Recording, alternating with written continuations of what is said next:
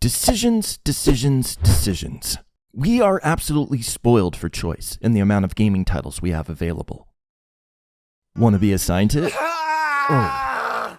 Want to be a one-armed scientist? Infected with a deadly parasite, clawing your way through a remote facility, fighting mutated monsters while trying to save your research? Well, scoot to it. Want to assume the role of a doctor, returning home at the request of his dying father, attempting to beat back a devastating plague against impossible odds? That's fun. Or how about sliding into the bloated skin of a disgraced, amnesiac alcoholic detective, working to solve a murder in a dystopian alternate reality? Alright, entertain the Kuno. Show me what you got.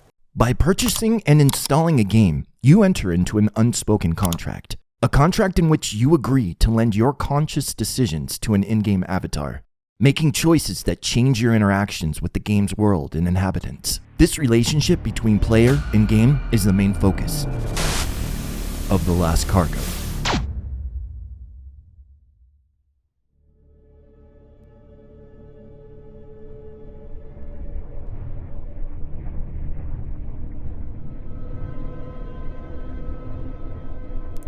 All right. Okay, go ahead. You're now in control. Is this me? Yes, this is you now. Where am I? As usual, wherever your consciousness is.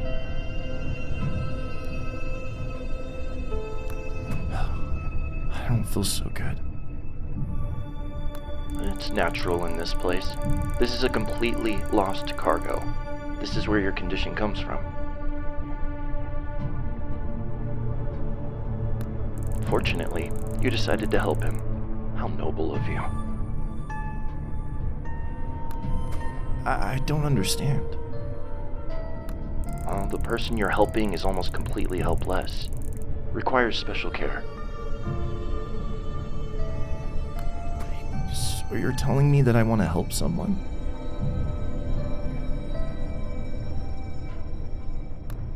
It would seem that way. Are you talking about someone specific? Well, that's unclear. To learn, you must guide him through specific tasks, which will restore his autonomy. A proper diagnosis will be made on the last floor. Only then will we know his identity and his destiny. Will this elevator take me there? Yes, if you make it do so. What do I do then? Find the central unit of the cargo management system. Your protege already has received the appropriate equipment. It will allow him for deeper stimulation of appropriate emotional impulses and the ability to recognize correct links to subsequent tasks.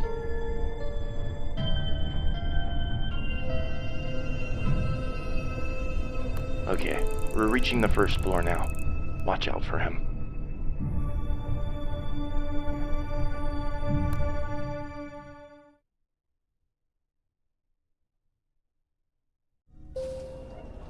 Welcome to floor 88. Now, I'm not going to go too in-depth with all of the item explanations and the game mechanics and stuff, so this video won't turn into welcome to part 74 of The Last Cargo, where we will dive into the fascinating world of headlamps. But let's cover some basics. You have inedible and edible food and water for your hunger and thirst. Both tick down, reducing your maximum health and stamina values. Both can also be replenished with prepared food and water. Okay, what else we got? Oh, you do actually have a headlamp. Huh. We got some scented candles. Well, I don't know if they're scented or not, but apple spice does sound nice. We got glass keys that may break on use, and processors to open digital safes that also double as currency you can spend at the first computer console next to the elevator on each floor. One of the more important tools at your disposal is the EMP. It's charged by your wheelchair's movement, so the faster you move, the quicker it charges. It stuns enemies and blasts open windows so you're not left with a bleed effect debuff and shards of glass stuck in your cargo's face. Impeding your path to the cargo management system console is our first enemy type. Experiments. They're more annoying than deadly, but they can overwhelm you in large numbers. Baiting them into self-destructing is an easy strat. Or... look what we got here. It's time to discuss your Second Amendment rights as a card-carrying virtual American. The shotgun. This bad boy is a multi-caliber merchant of mayhem. You have 3 ammo types. First is your classic buckshot. This is your workhorse. One-shot kill on experiments. It holds 3 shells at a time. With the enhancement adaptation, which you can purchase with tokens, you can line up 3 to 4 experiments. And Tango down. Getting the most boom for your buckshot. Second ammo type is a flare. You can use it as an offensive weapon, lighting enemies on fire, but a better use for the flare is to mark points of interest, like terminals. Third type is an explosive shot. These are pretty rare, kind of a waste on lesser enemies. This shotgun feels and sounds impactful. It's always a treat to use. That steam eject reload animation, it's absolutely amazing. I fucking love this shotgun. While getting a layout for the first floor, looting containers, bodies, and, toilets, you've probably noticed a heart monitor beeping sound. That's our second console, and the beginning of our first task. Welcome to the cargo management system. The system shows low concentration of the virus applicable on this level. So we need to spread a virus to inactive carriers before the timer runs out. You can add time to the counter by taking antidote pills. The inactive carriers we need to infect are chained to walls scattered about this level. This specific task gives you an awesome ability to hold left mouse button and zoom out the map to a bird's eye view. We only need to spread it to 2, but the number goes up depending on your set difficulty. Cough on you, cough on you, and we're done. Back to the management system. Task complete. The resistance to infection reached high enough levels to establish communication with the elevator. For the purposes of this video, we'll be choosing further connection on each floor. You can choose to disregard the rules and sever connection. It adds difficulty on each floor that you choose that. Elevators up, let's go down.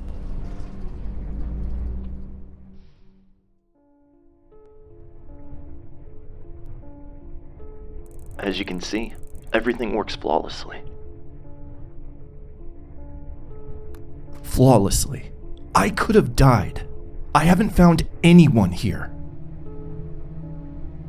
Calm down, you're safe. The only life at stake is of that cripple.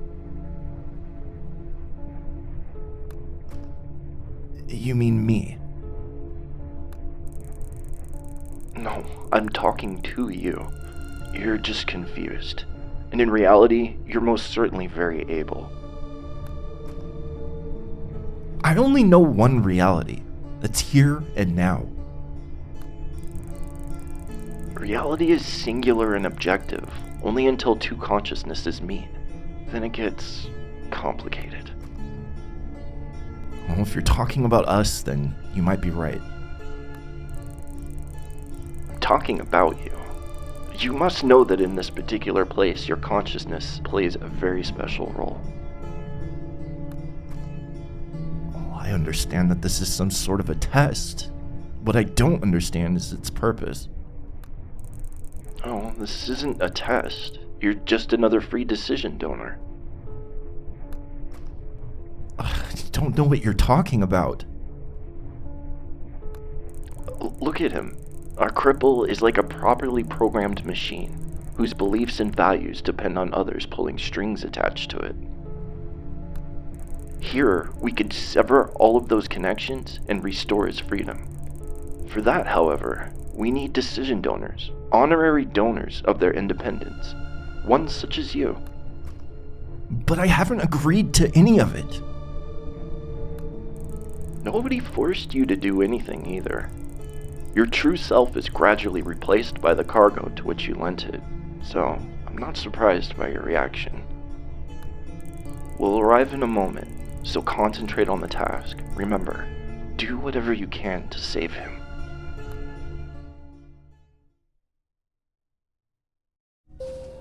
Welcome to floor 96. The floor you end up at is randomized from a pool of available floors. I'm not sure the actual numbers have any significance as they're non-sequential, but whatever. It's time to loot. While you're looting, be on the lookout for points of interest like generators and the altar. Also, make sure to tag the cargo management system when you come across it. One neat spot is a room with a hospital bed. You'll find one per floor, and it heals your health and stam. With all our delicious loot in hand, and before we start the second task, it's a good idea to take stock, heal up, and we'll have a little fireside chat about the campfire.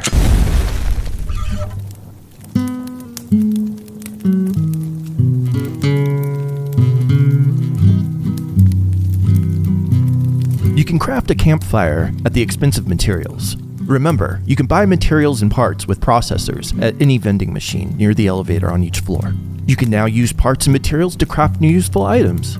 You can make bandages, craft glass keys, and even ammunition if you have the adaptation for it.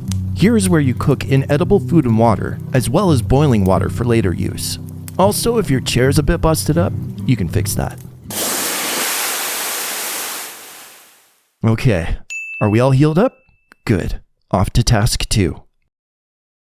For this task, we need to locate the object to be sacrificed. We spotted the sacrificial altar during the looting phase, so we're good there. Just need to locate the object and haul it to the altar.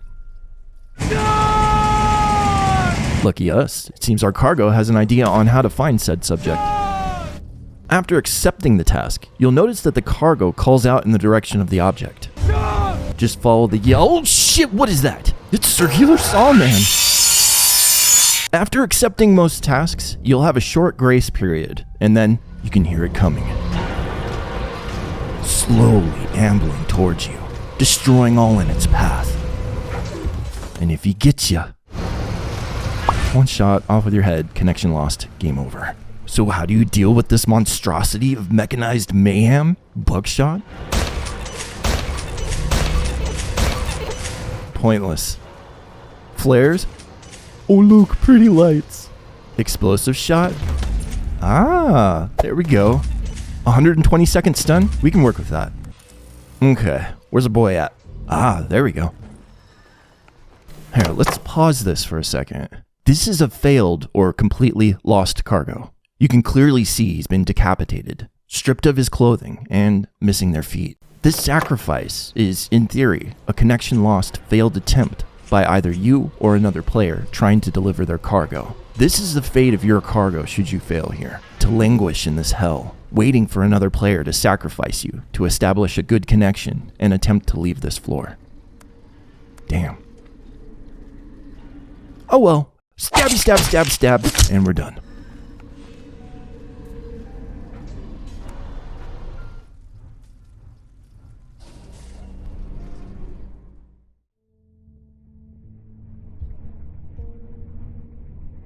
I gotta admit, you're doing a great job. I was thinking about what you said earlier, and I only want to survive. Do you understand? I'm only referring to myself. Not anyone else. Do you hear that? I'm sure our cargo is tentatively starting to speak with his own voice. Everything's going in the right direction. This is absurd. Remember, only in the voice of your protege can we hear what you've really achieved for him. There's no other way. His words reflect the scale of autonomy he's managed to achieve. So our dialogue's gonna be gradually disrupted, but this is the price of regaining independence. Now we simply have to listen carefully. I want you to take me to the last floor now. Can you do it? Unfortunately, there is no last floor yet. First, you need to make several appropriate links and complete the procedure. Otherwise, our cripple will join the rest of those soulless machines forever. I really can't recall wanting to take part in all this. Then tell me, what do you remember from before the time you got here? What do I remember? I don't know. Well, here's more proof that he spoke to us. He's still unaware of his present situation, but he is starting to regain control of his life. He's gradually regaining autonomy. Well, that's thanks to you, my friend. Who am I? Exactly. The key question has been asked. Soon, you'll have to answer that for yourself.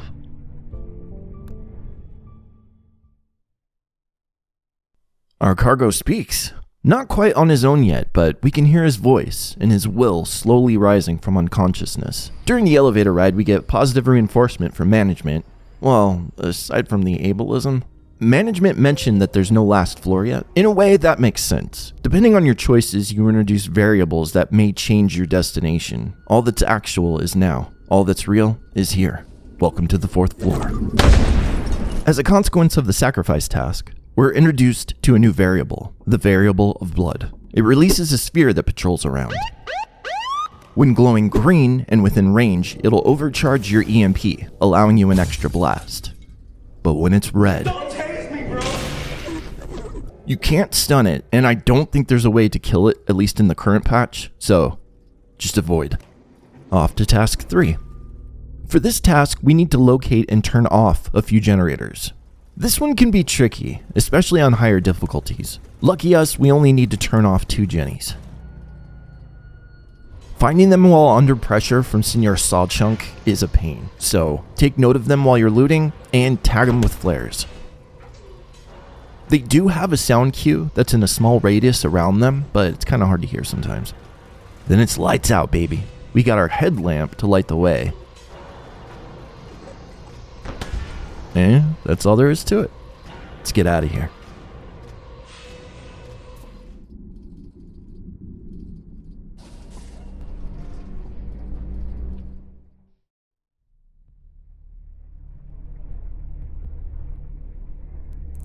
It's nice to feel your presence again. How you doing? I'm good. Maybe you want to ask me a question? There's no need. Look, I know it's hard to accept all of this, but it was your decision. I was wondering, what's your purpose in all of this? Well, there is a question after all. My role is similar to yours. I mean, we both want to help others. The difference is that I've been here far longer than you. But I don't know you. I can't even see you. I'm relying solely on your words. Well, I mean, it's the same for me. I don't know you, and I can't see you. And our cargo speaks through your words. Our task is not easy, but we both wanted this. So I lent my free will to someone. Yes, you lent it to that cripple in the wheelchair. You should know that I've seen many like him. At first, I was astonished at the resolve with which they struggled to retain their delusions. I realized that drawing them out of this condition requires enormous amounts of energy. One method that works is to place them in an absurd world, to force them to think critically. This is the purpose of this place. However, for the system to be fully functional, independent decision donors are required, people such as you. But I can't feel the presence of another consciousness at all. I don't want to decide someone's life from such a perspective. Please, give me back my freedom. If you can, help me get out of here. He asked you for help. This is a breakthrough moment. It can't go unnoticed. It's a perfect opportunity to do something unique for him. We only need something with which to increase his autonomy. Just tell me, where are we really headed? Don't worry, this elevator will definitely take him to the appropriate floor. Once there, he'll no longer be a cripple. So allow me to walk. This option isn't against regulations. Actually, it's quite desirable. I really could walk. Thanks to you, he's gradually regaining self-confidence. You should probably get him on his feet now. I want to be able to walk. Please, can you do it for me? Did you hear? He needs a helping hand. Go ahead. Make him stand up and fight his other weaknesses.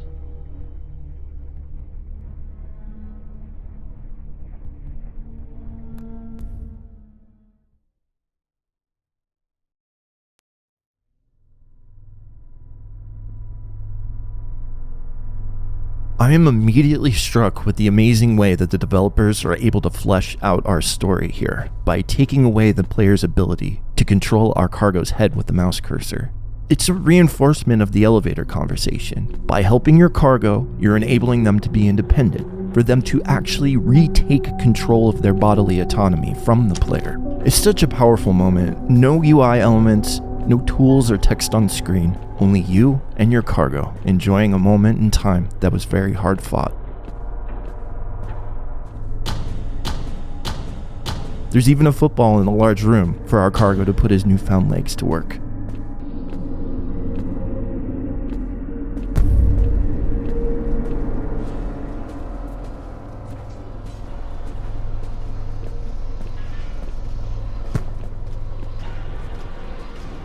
But our moment is abruptly interrupted by a familiar sound.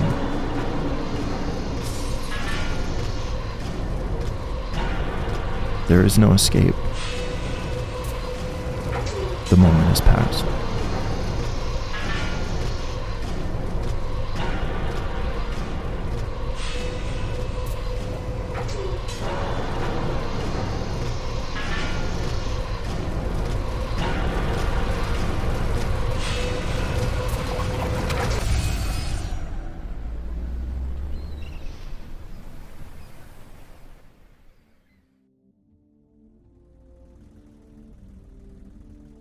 A super powerful moment followed by the inevitable gut punch.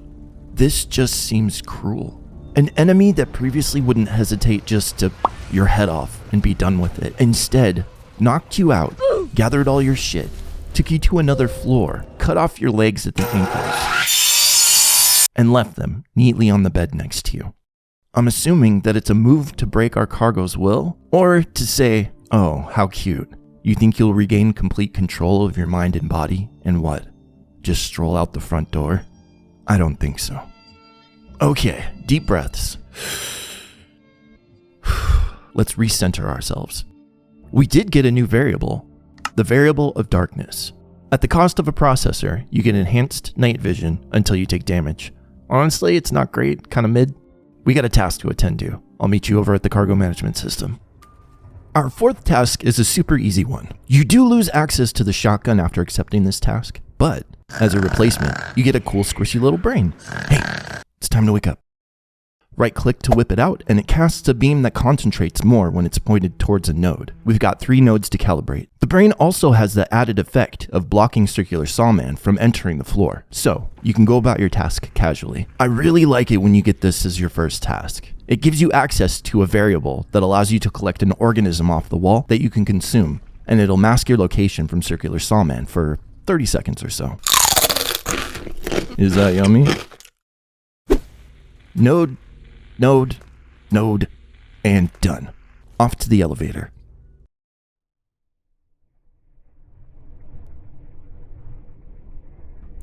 I know that you can't understand why he lost his legs, despite you giving him hope. He must reach the last floor in his search. You can't leave him now. What have I done wrong? There's no turning back now? He's broken. He feels guilty. He's regaining his consciousness. Just take the appropriate perspective and think of what you've achieved so far. You still need one good decision. Help him finally define himself. I thought I heard you outside the elevator. Are you still here?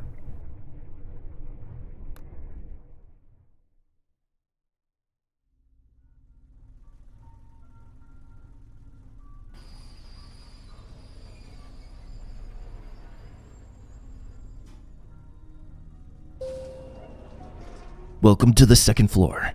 We're nearing the end of our cargo's journey. just one last good decision after we've completed task 5. This task can get a little tricky.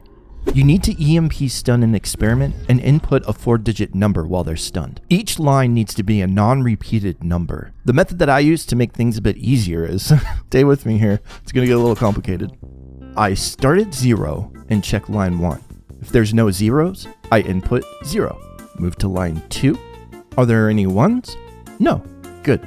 Input 1. Line 3, and there's no 2s there, so input 2. On line 4, we do have a 3. So I check 4, no 4s, GG, and so on and so on. And as you can see, the mobs don't stop while you're inputting these codes, so keep an eye on that. And also, you got Circular Sawchunk roaming around. When he shows up, it's time to put some distance between you both and try again. And that's our final task complete.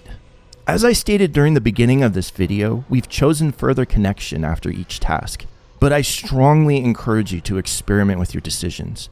Discover alternate endings and additional plot points. There's a lot more to the story of TLC that we're not covering in this video. It's time for the last ride.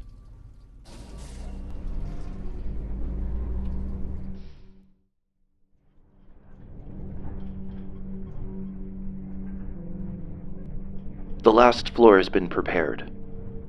The diagnosis of the cargo requires verification of all decisions made by the donor.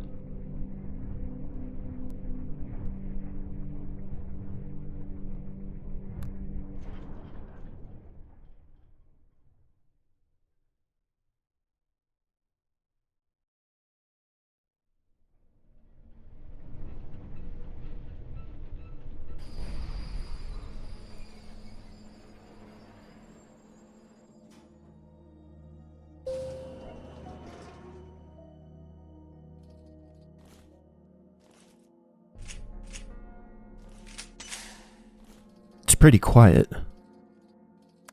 We don't have a floor number. There's no experiments. Just a few containers and some sort of spatial anomaly. Let's go take a look.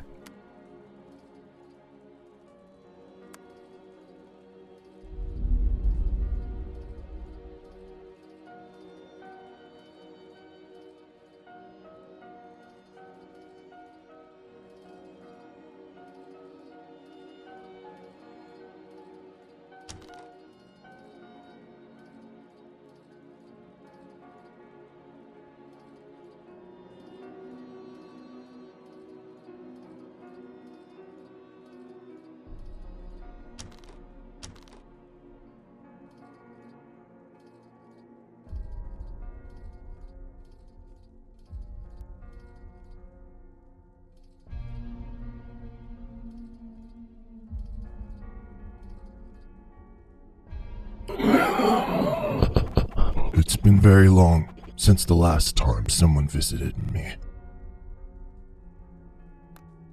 I'm not sure I should be here. Please, Sit down. down. Are you alright? I am in the perfect position. Thanks to all the cables. I'm quite efficient. You must stabilize at some point anyway. What the hell are you? You mean, who am I? I once received a pillow from a smartass such as yourself. So you've seen other people here? No, but thank you for coming. Look, do you know how to get out of here? I have the impression that everything here wants me dead. There is nothing I have in common with them. Of course, I could be wrong. You should know that in general, I have no choice, and I tell you what I must. I am programmed this way. If you want, I could unplug you from all these cables. I am Not afraid of death. Not true. These are not. my words. I'm only waiting for the final diagnosis. It seems you won't help me in any way. I'll find my own way out. Wait. I know this pillow puts me in a bad light. I don't really need it, of course. The pillow is quite comfortable. The voice in the elevator claims that someone wants to help me. It says that somebody makes decisions for me. Do you know anything about it? Yes. From my own experiences. What do you mean? That I know from my own experiences. So you did ride the elevator? It was a long Time ago. had almost Forgotten. You see? You are just like me. No, you're wrong. I'm different. I bleed. I feel pain. You aren't even human. God, it's just another trap. Just like when my legs got cut off. I won't be dragged back into this. You must calm down. Sit down and relax. Enough! Tell whomever you need to tell that I'm not insane yet. You Can do it. yourself. They're coming for you. You will have Just one chance. Better not waste it.